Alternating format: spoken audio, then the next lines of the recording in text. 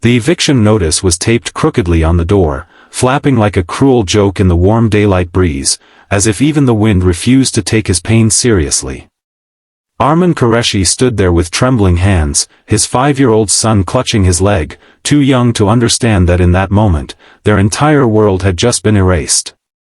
The neighbors watched from behind curtains, silent witnesses to a quiet destruction that no one dared to stop. Everything Arman had built, every sacrifice, every sleepless night, it was all gone before the sun had even reached its peak. If you believe in kindness and second chances, take a moment to like, comment, share, and subscribe to Echoes the Stories, because sometimes, the smallest support can keep stories like this alive. Arman had never imagined his life would collapse so quickly. Just a year earlier, he had been an ordinary man with an ordinary dream, a small home filled with laughter, a stable job, and a future he could promise his son, Zion. But life had a way of testing those who dared to hope too deeply. His wife's sudden illness had drained everything, his savings, his energy, his spirit. And when she passed, she took with her the warmth that had held their fragile world together. Grief did not give him time to breathe. Bills piled up like an avalanche. The company he worked for downsized without warning, and just like that, Arman was unemployed. The landlord, once polite and understanding, became cold and mechanical. Deadlines turned into threats, and threats into action.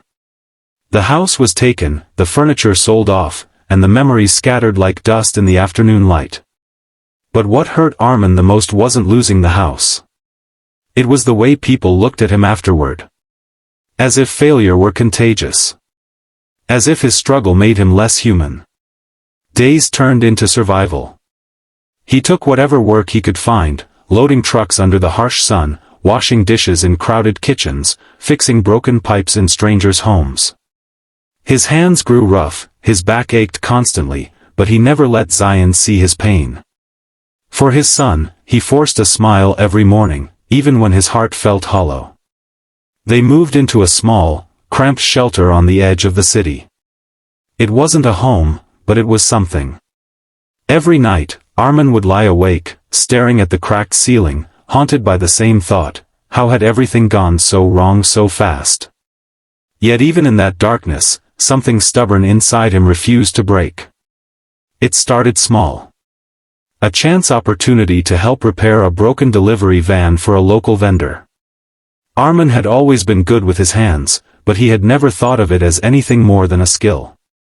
That day, however, the vendor noticed something different: precision, care, and a quiet determination that couldn't be taught. One job led to another. Soon, Arman found himself repairing old vehicles, salvaging what others had given up on. He worked tirelessly, often skipping meals to save money, slowly building something out of nothing. There were setbacks, of course, tools breaking, clients disappearing without paying, but Arman had already lost everything once. Fear no longer controlled him. Years passed, and the boy who once clung to his father's leg grew into a thoughtful, resilient teenager who understood sacrifice better than most adults. Zion became Arman's silent partner, helping after school, learning the trade, carrying not just tools but the weight of their shared journey.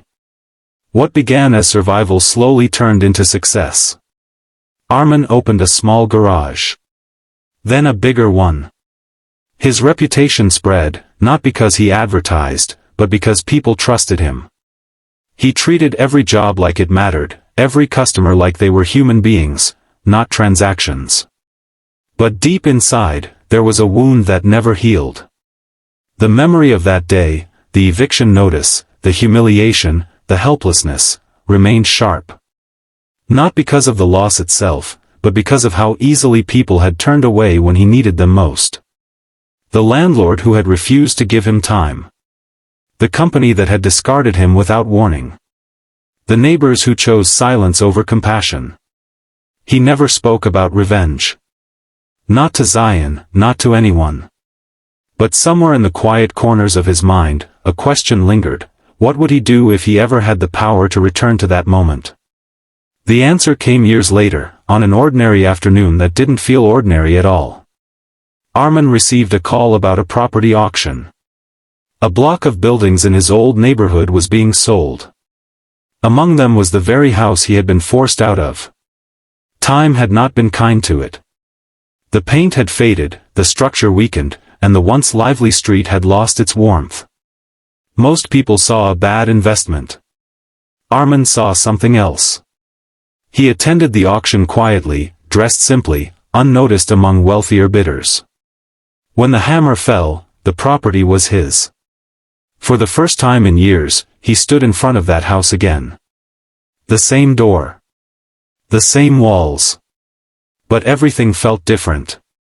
The fear that once lived in his chest had been replaced by something steadier, control.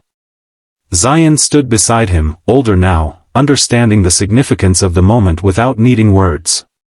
But Arman didn't do what anyone expected. He didn't demolish the house. He didn't renovate it for profit. Instead, he did something that left even those who knew him confused. He turned it into a shelter. Not just any shelter, but a place for single parents who had nowhere else to go. People like him. People who had lost everything and needed a chance to start again. He invested not just money, but time and care into rebuilding it, not as a symbol of what he lost, but as a beacon for those still lost. Word spread quickly. Families began to arrive, tired, broken, carrying stories that echoed his own. Arman welcomed each of them with quiet understanding. No judgment. No conditions. Just help. And then, one day, something unexpected happened. The former landlord, older now, worn down by life, came to the shelter seeking help. Circumstances had changed. He had lost his own property, his own stability. The man who once stood powerful at the door now stood uncertain, humbled by time. Arman recognized him instantly. The past stood right in front of him, fragile and exposed. This was the moment. This was where revenge could finally be taken. But Arman did something no one expected. He let him in. Not with anger. Not with bitterness. But with the same quiet dignity he had shown every other person who walked through that door. Because Arman had learned something through his suffering, revenge doesn't heal wounds. It only deepens them. But compassion transforms them. And in that moment, Arman didn't just reclaim his past. He rewrote it. The house that once represented his lowest point became a place of hope for others. The pain that once consumed him became a force for good. And the man who once lost everything became someone who gave everything. As the sun set over the neighborhood, casting golden light across the rebuilt shelter, Arman stood outside, watching families laugh, children play, and lives slowly piece themselves back together. He didn't need revenge anymore. Because he had already won. If this story touched your heart, take a moment to like, share, and comment. Your support helps keep these stories alive and reminds others that kindness still exists in this world. And before this story ends, take a second to comment where you're watching from. It means more than you think and helps build a community of people who believe in stories like this. Arman looked at Zion, now standing tall beside him, no longer a frightened child but a young man shaped by resilience and love.